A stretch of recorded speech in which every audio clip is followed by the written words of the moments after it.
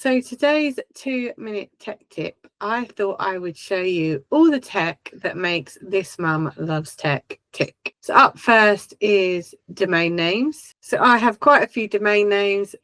My original domain name I bought from GoDaddy, and since then I have bought all my domain names from Hostinger, because that's where I also host my website, which I'll get to in a minute. Once you have bought your domain name, you can then set up a professional email address. I use Google Workspace for my professional email address. Once you have set up your professional email address, you can then set up your email marketing platform. I use MailerLite for that. I am coming to the limit of the free MailerLite account now. I almost have 500 subscribers, and so I am looking at potentially moving my email list over to Funnel Sketchers. I already have an account with them, and I'm currently using them for my DM automations on my social media posts. And it makes sense to then link that to all my email marketing as well. So that is something I am potentially looking at for 2026. So for taking online bookings, for things like my tech audits, I use TidyCal.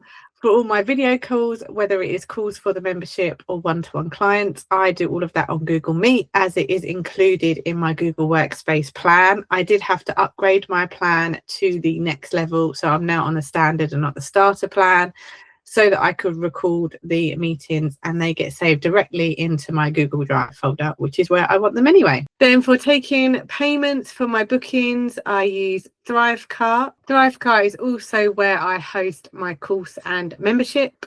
The only extra I need for that is video hosting. And for my video hosting, I use bunny.net. My website is a WordPress website that is hosted by Hostinger, and it uses the Divi theme. The other thing I use is Spotify for Creators. That is what hosts my podcast, and that is free to use. And then you can connect it to Apple, Amazon, all the different podcast players.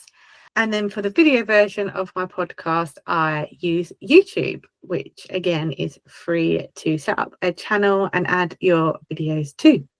And then the final tool that is kind of in my toolkit, very much personal choice, up to you what one you use, is project management tool, and I use ClickUp for that.